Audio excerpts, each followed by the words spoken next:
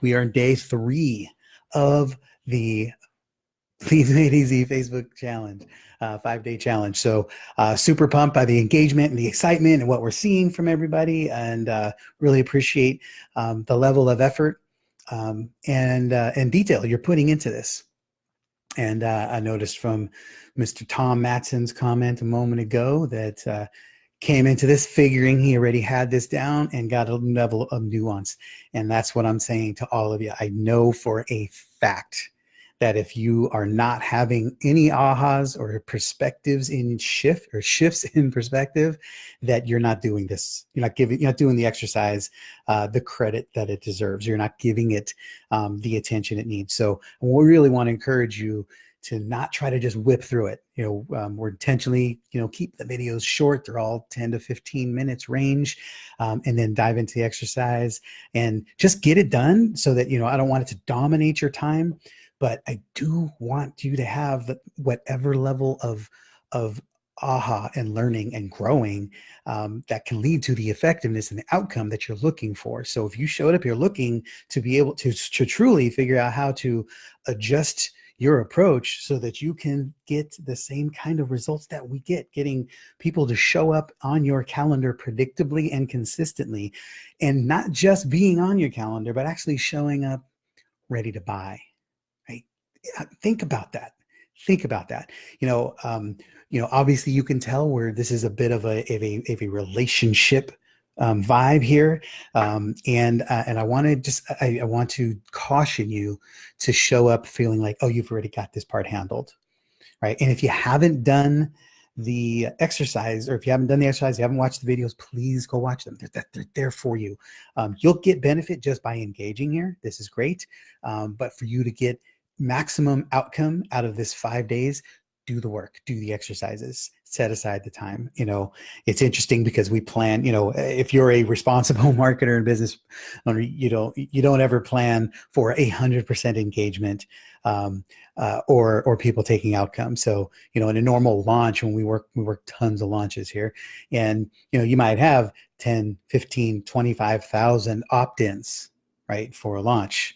And then it's one of the biggest mistakes that people make is assuming that everybody is going to engage the story. So you go through all this work to create such great content, videos, training, exercises, and you put your heart and soul into it. You spend thousands of dollars on it, and then you get 10% of the people that actually engage it. Right. And people have this misconception that everybody's going to engage it because they opted in. They must understand they have that problem. And now they're following the sequence.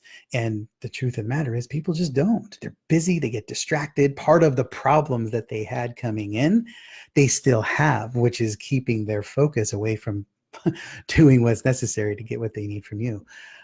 So it's really an interesting exercise, right? Like we originally were planning on 150 people registering for this, opting in, and having 50 people go through the exercise. We thought there's a decent little group with some intimacy and some relationship, and then of course now we're well over 400, and we still we got that same third to fifth. We're actually getting 50% engagement, which is fantastic. So good on you, and I guess good on us for attracting the right people here.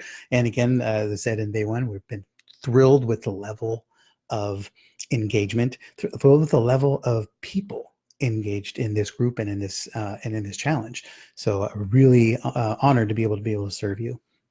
So I just want to touch base on a couple of key points from the video from today's day 3 lesson. And in terms of the pacers, chasers, and racers, right? Remember, everything's built on each other. So day 1, day 2, day 3, each one of these exercises is designed that if you just do this exercise, you will still get benefit. However, they are all intertwined. So you will get maximum benefit if you do all of them. But, again, don't get ahead of yourself. Don't assume what's coming in day 4 and 5. Stay here, be here now, and focus on what needs to happen. And really, fine tune the clarity that you have around the complementary services, the complementary solutions that you provide with an existing flow partner, right? We want to make sure that you're seeing what you should be in these people, and not just, don't just partner with people who have lists.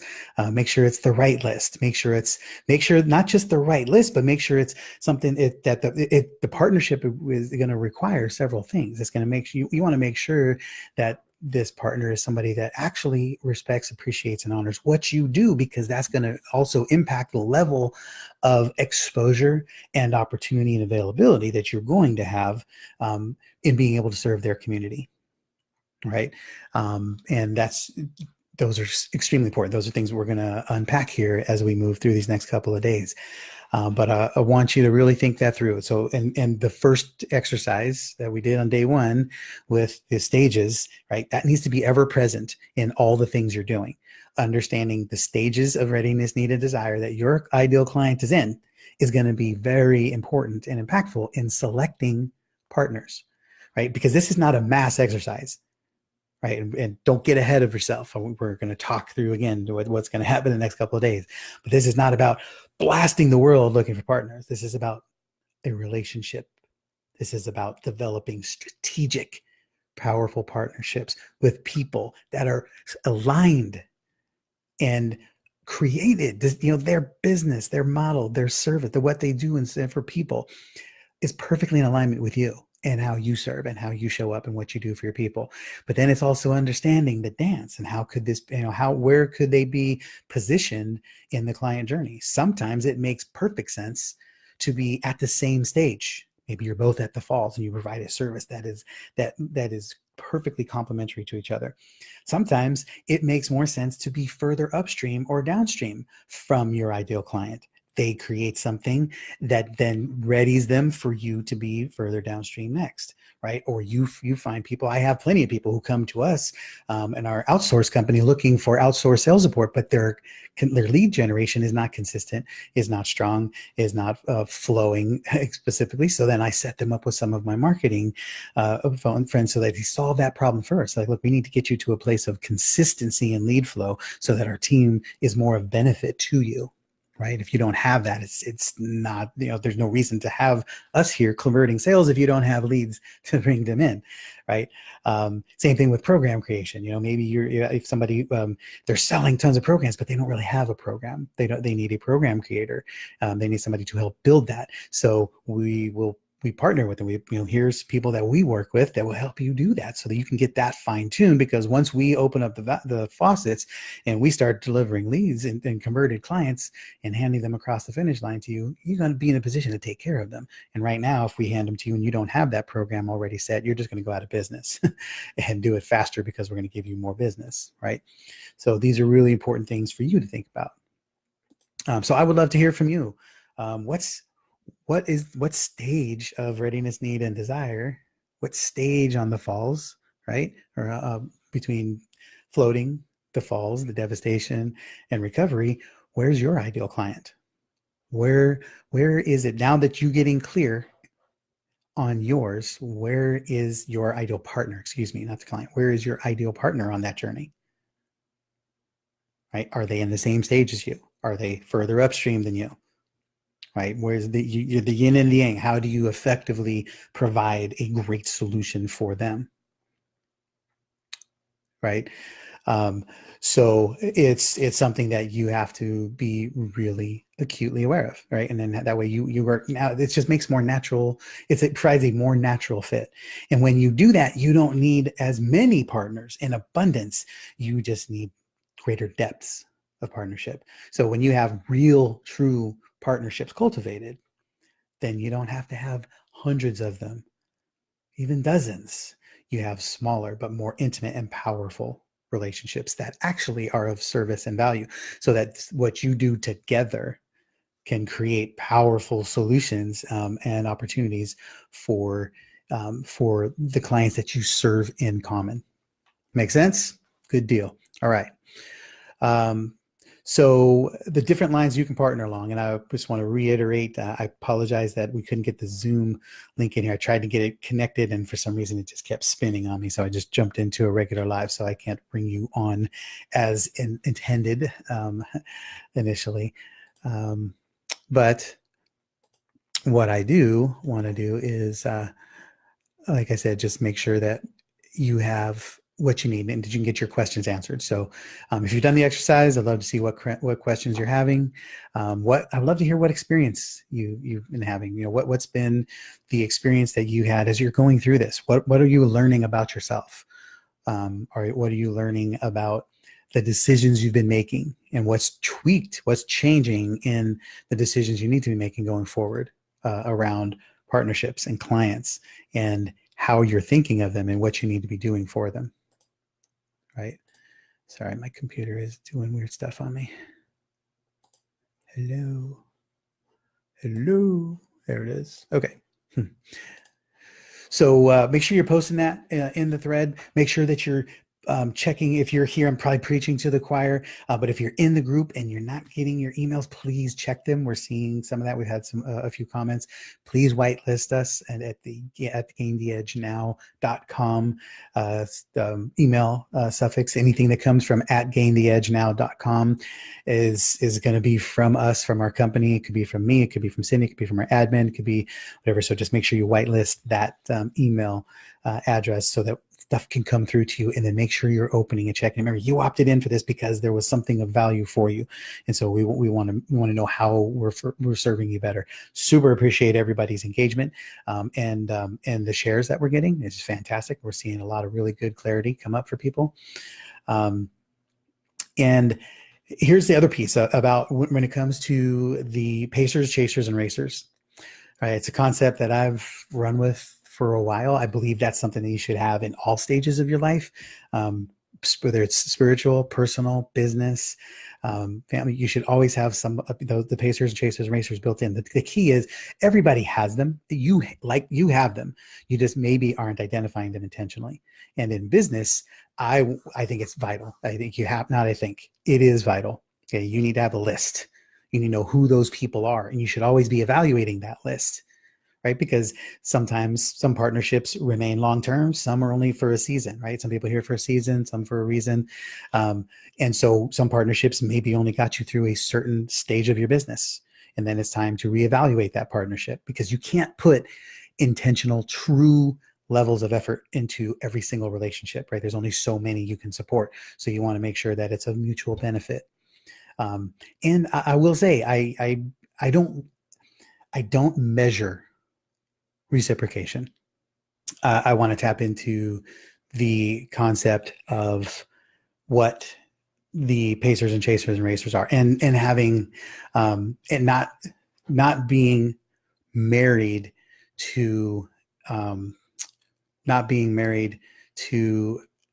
equal reciprocation, right? I don't believe in the win-win perspective. Win-win implies equality. Right? And there are no two equal people. So win-win implies I'm giving you the same amount you're giving me. We're doing the same for each other. That's ridiculous to measure, almost impossible to measure. So win-win doesn't actually apply.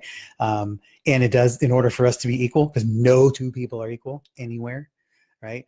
There's always somebody who has more to give or more to offer in any specific environment. So in order for two people to be equal, somebody has to reduce what they're offering and what they're contributing. So I don't believe in win-win, right? I believe in a concept called win them, like meaning we show up to ensure they win. So if you're in a relationship with me, in a partnership, my only goal is to make sure you're coming out ahead. I can't measure equality. I can just measure, can I do the best possible job that I can to this partnership? Can I add as much value as humanly possible to this? Knowing that you're going to, knowing and trusting that because this partnership has been established, that you're going to do the same for me. And some days I'm going to give more, some days you're going to give more. It's the whole concept of 50-50 is not true partnership. 100-100 is, right? And that needs to be the equation. So as long as you can still give value, because I have partners who are smaller, right? Again, pacers, chasers, and racers, they're chasers for me. And so if I measure this on an equal basis, then I'm always going to be having to track, I'm going to give you a smaller percentage of me because your business is smaller, or whatever. You're further behind than I am, or vice versa. You can't do that. You just need to give and help people. right? I know in some masterminds where people measure, you have to have X number of people on your list. And when we partner, my list has 50,000, yours only has 20,000. So I'll mail to my 20,000 people on my list compared to your 20. It's like, really, to me, that doesn't even feel good. Doesn't even sound right. It's like, why bother? Just take care of. If you believe that this is of service and of value to your people and your community, then share it with all of them, because you are now selectively robbing people of an opportunity, right? So it's about showing up in ways that just, what can you do to serve and help people, right? Like even on my podcast, right? I have a podcast. I give industry leaders opportunities to promote their platforms, their launches, their live events, etc. And when I come across people who are also not quote unquote industry leaders yet, right? But they can use it. They have a fantastic message to put out there, and it fits the criteria, for our audience, and be of great service. Then I want to be able to help them out too. It's not just about me. It's not just about me positioning myself in the industry with the right people. It's about making sure that I can give a hand up to people, right? I don't want to get ahead of myself. There's more stuff that's going to be coming in the next 2 days that I want you to be able to be engaged with and prepared for. But really embrace the concept of the pacers, chasers, and racers, and be willing, equally as willing, to reach behind you as you are to reach in front of you. Equally willing to reach below as you are above, right? We tend to try to always reach up so that we can be stretched, but we have to remember those people stretching you are potentially in a higher place. They're thinking bigger than you. They're doing bigger things. Maybe they've been in business longer, so they just have a greater breadth of knowledge and more to offer the partnership. Okay. And so you need to be constantly in that cycle of thinking. And so that who is the person that you need to be reaching out to, right? So that you're constantly bringing up, and then keeping with the racers concept, right? There should always be people running alongside of you, people who you should be hitting similar benchmarks and milestones, so that you can then, be running and challenging, and working together. And quite honestly, in entrepreneur land, that just doesn't happen enough. And I see most people join masterminds simply for what they can get from it and not what they can contribute to it. And just because they want to be around certain people. And I get caught up in that. I've joined some mastermind, every time we get to a bigger place in our business, then I try to make sure I surround myself with people who are thinking bigger, because I want to be stretched. But then sometimes I'll show up in that environment feeling like I don't have as much to contribute. So then I'm not looking to contribute. I'm looking to get, which is the wrong place, because every single time I show up there, everybody in that environment is here to give, right? Because people have learned and figured out that to get where they're going, they got there by helping other people. And that's what a lot of this is about. So I would love to hear any other ahas, takeaways. I apologize for this darn disconnection that happened here. And so I lost whoever else was on here posting questions. I will find them. I'll go back in and answer them. But I would love to hear where the ahas came for you as you're going through these exercises. Where are you with pacers, chasers, and racers? Where are you? What's the nuance? What are the levels of clarity that you had as you're going through the exercises? Please post them in here. I want to know. We're trying to make sure that we're delivering the right content and the right support for you, so that we can help you have these clarity and these breakthroughs, because I promise you, this is the stuff that's going to make shifts. If you're looking for teeny little incremental growth spurts in your business, then this is going to be a super simple exercise, okay? And not irrelevant. I'm not here to provide incremental learnings and incremental growth for you. I want you to have boom, aha, like big ahas. I want you to, holy crap, that's a game changer. My business has changed forever as a result of this shift that I just made. That's what I want you to not just, that's what I want for you. I want you to expect it. If you start showing up expecting that, you're going to put that level of focus and emphasis into the work that you're doing. When you're doing the exercises, you're not just going to think, oh, here's a task that I have to do. You're going to think, whoa, this can change how I position myself. This can change the people that I'm attracting to me. This can change the level of partnership, my perspective on partnership, right? Again, I want to get ahead of myself, but we have partners that we've worked with in launches, right? And some of the most successful launches that we have worked in. and on have been from clients who have minimal partners. Like two of the best launches that I remember working were both very successful 7-figure plus launches. One had no external partners. The only partner she had was clients, people who had been in her world, paid for her services, really understood her, believed in her, trusted her, have absolute respect for who she is and how. And those people were the promotion. Those are the only partners she took on. And then I had another client, same thing, another very successful 7-figure plus launch. She only had 3 partners. And those 3 partners were people who she's partnered with multiple times on multiple projects. And those literally the lists know each other, right? Because they speak to each other, they speak on each other's stages, they do webinars to each other, they're internal inside each other's training hubs, right? Like we have some of that as well. We have other people, other experts on faculty here, right? Because we trust them. We know implicitly who they serve and how, and that they're going to be of tremendous, tremendous service to the people who come into our community. So we're not looking for mass. None of this is a mass volume exercise. This is a strategic, leveraged depth exercise. All right. So with that, again, apologies for my technical mishaps here. I will have this damn thing solved, but appreciate you being here. I'm trying to hang out just so I can answer some questions and see what you need.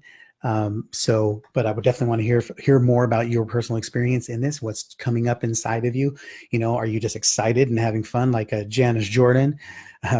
Are you being challenged? You're like, damn, I got to think differently here because you're rushing through this, right? I've seen, quite honestly, I'm watching some of the posts and I love all the engagement. First of all, thank you for sharing.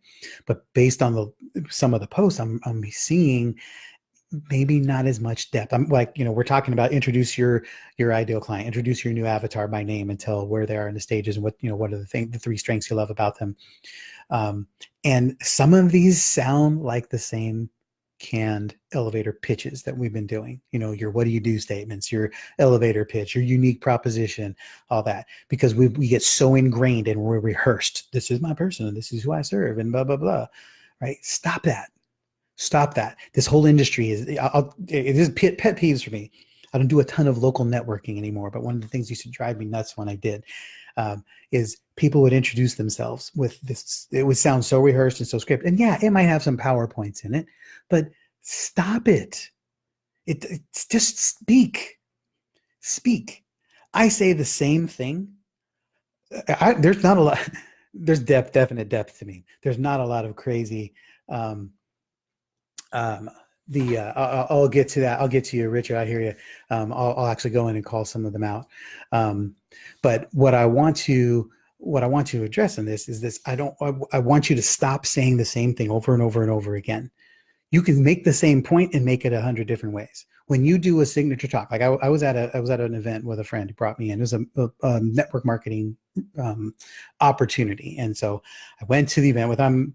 Check it out. And I was mostly just I love watching speakers and evaluating the room, and watching them. And there's a thing called asides, right? If you do a lot of speaking, you get people who you can say like yeah, and I hate when people do that. Don't you? Right? You turn to the person in the front row, like you build an aside. So it makes it look like your talk was, oh, this is fresh. It's just, so it was impromptu. It wasn't part of the script. And I've seen people do the same exact talk with the same exact asides at the same exact point. Like you're just trying to script authenticity. That doesn't work.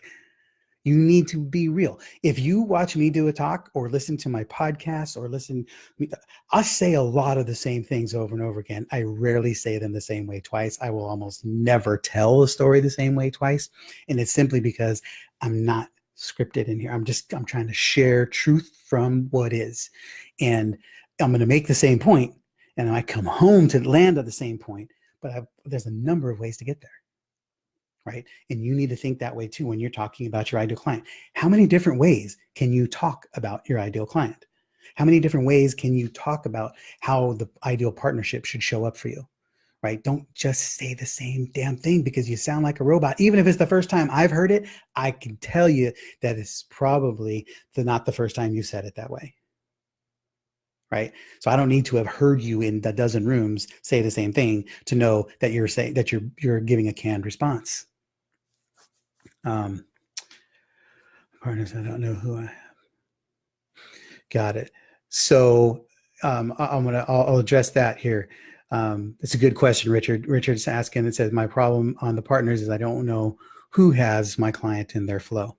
So if you go through the exercise, right? And I want you to really think through, even if you don't know, I guess let me get some clarification on that. Or do you not know a specific individual, or you don't know a specific offering, a specific type of client that, or type of service that would be complementary to you, ancillary? So, because the first step is really getting clear about what types of services. Let me put it this way, if you know your ideal client really well, you should know all the problems that they have, and you don't solve them all, right? That's a given. So the more you know about your ideal client, the more you know the types of things that they're trying to fix, improve, and solve and change in their life, and in their business. Okay. So what I would suggest is if you don't know that, then you probably don't know your client as well as you think you do. And you need to go back through the exercise to levels of depth, right? If you watch yesterday's video, I gave a brief snippet of one of our ideal clients in our sales training space, right? Antia, and I talked about her characteristics and her traits and the things she's doing and the way she works. And I know what problems she's on. I know what journey she's on. So I know what she's trying to solve. And which makes me a value add. I know what types of partners to bring in that can help solve those problems for her, right? Like we talked about, we do launches. And so I have partnerships with a company called Thinkific, right? They're a course creator. And they help people create courses, and we help people launch courses. Right? So we're a perfect partner. They're a little further upstream. They're helping somebody solve a specific problem that those people aren't ready to talk to us yet, right? Same thing in our sales and scripted training, right? We teach people how to make more money. And I have partnerships with other people who are financial experts, like Penelope Jane Smith, who teach people how to capture, keep, and hone that money and make it last longer and make it work more for them so that they can be financially wise with the investments from the money that we're teaching them to earn. Right. So that's those just a simple example. There's dozens. There's so many ways. My goal is to build a complete ecosystem of people who are all feeding in the same area and all being able to provide value for each other. Right. So I will say, if you cannot think of anybody in your client's world, anywhere in the journey, then go back to that exercise and just do it with a little bit more level of depth. Think through what is stage one? What does floating look like in your client's world? And then of course, step two is about breaking into the client avatar, refining that. So if whatever floating looks like in that world, then you can now start thinking through, okay, what would they likely be feeling, thinking, doing? What problems would they be looking to solve? What things are they aware of? What things are they not aware of that they need to be?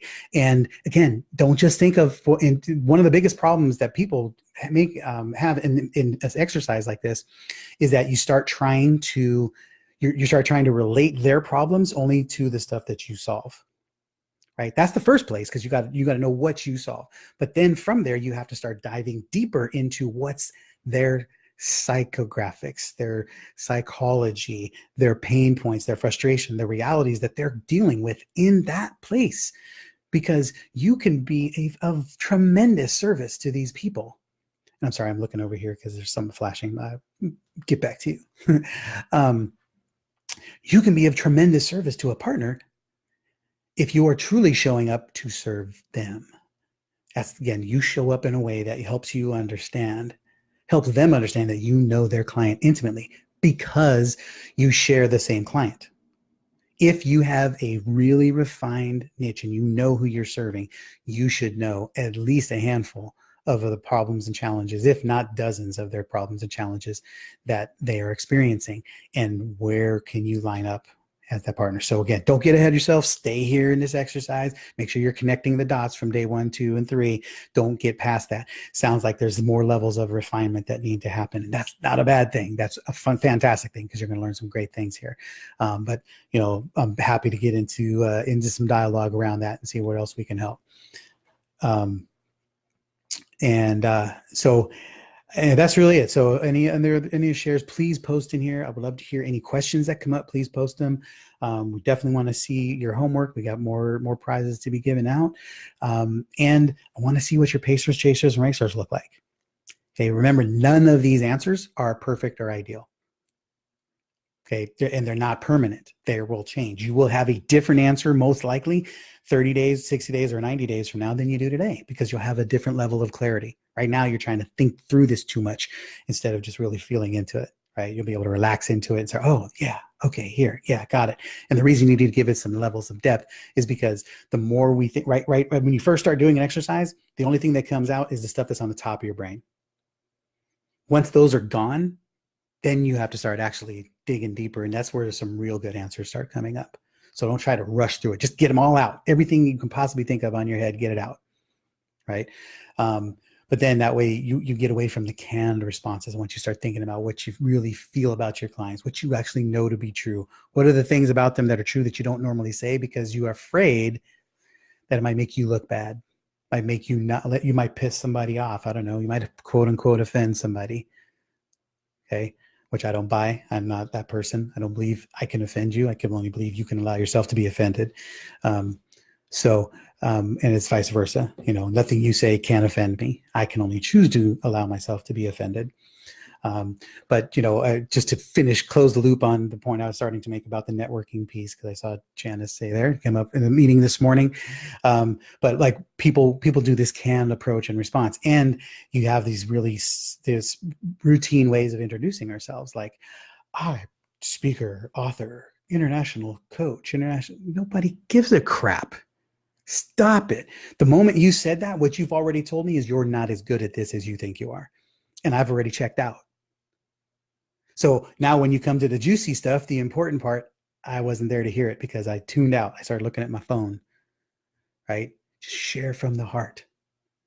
Share however the hell you want to share it in a way that is authentic to you, feels good coming out. Because if it feels good coming out, it's going to feel good to them coming in. Right? But stop sounding like everybody else. Wah, wah, wah, wah, wah, wah, wah. Doesn't resonate with anybody. And that's what 99% of people do. It's a good chance that's what you've been doing, or at least to some degree. And my goal is to break that cycle. All right. So keep it up. Keep going. We're halfway through. Today is the midpoint. We got today and 2 more days. We are far from done. Please engage. Dive in deep. Ask as many questions as you can. We're here to help. And go out and make some magic happen. Go change some lives. Do life and business on your terms. And we'll see you on the call.